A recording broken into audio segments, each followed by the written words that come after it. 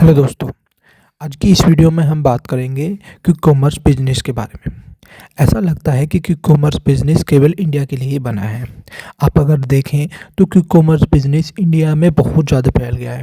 आप देखोगे कि 10 मिनट में डिलीवरी हो रही है, वो बहुत ज़्यादा है।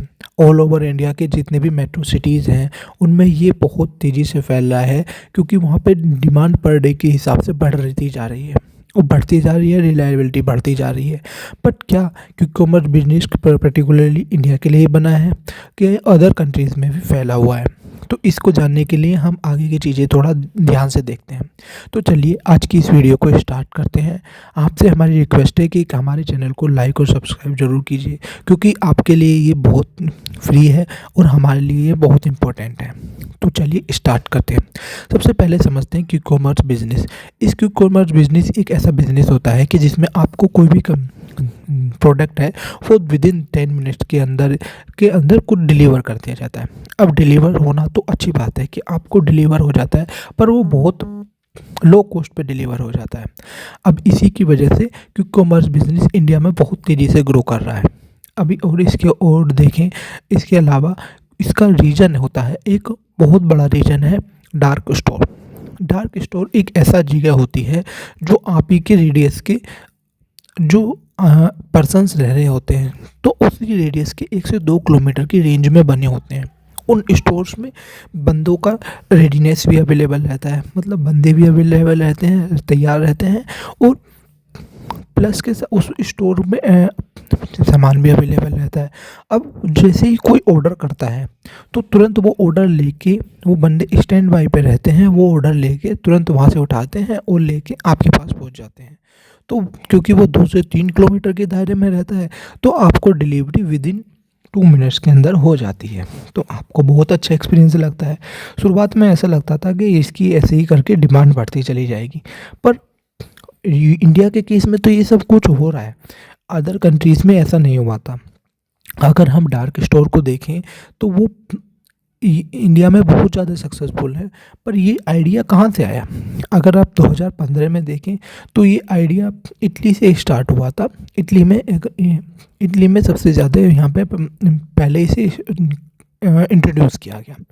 उन्होंने बहुत ज़्यादा वहाँ पे एक टाइम पे, वो जब पीक पे था, इन्होंने 1-2 कंपनी भी वहाँ की जो ये क्विक कॉमर्स कंपनी थी, वो कंपनी भी एक्वायर कर ली थी। ऐसा लग रहा था कि अब जो क्विक कॉमर्स बिजनेस है वो मैच्योर होता चला जाएगा और आगे जाके ये बड़ी कंपनी बनेगी। पर हुआ उसका उल्टा। यूरोप में ये बिजनेस फैलने के बजाय और सिकुड़ गया। सबसे बड़ा इसका कारण था कि कोविड के टाइम पे सभी ने अपना बाहर से खाना मंगाना या सब कुछ करना बंद कर दिया था, तो उसकी वजह से ये बहुत बड़ा इस पर फ़र्क पड़ा। इसके अलावा हम अगर और चीज़ें देखें तो उसका रीज़न एक ये भी है कि क्विक कॉमर्स बिजनेस में डार्क स्टोर के रेडियस में जितने कितने बंदे रहते हैं। अगर आप इंडिया की देखो तो इंडिया के रेडियस में बहुत ज़्यादा बंदे रहते हैं, जो इजीली वहाँ पे कवर कर पाता है। अगर आप यूरोप के केस में देखो या यूएस के केस में देखो, तो वहाँ पे क्या होता है कि बंदे जो है रेडियस में वो बहुत कम रहते हैं, कुछ हज़ार लोग ही रहते हैं एक डार्क स्टोर के।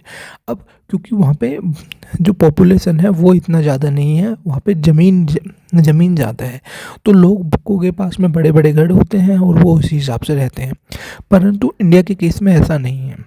तो इसी वजह से वहाँ पे जो यूरोप है या यूएसए है, वहाँ पे ये बिज़नेस के जब कुछ हज़ार ही बंदे रहेंगे तो ऑर्डर इतने प्लेस होंगे नहीं।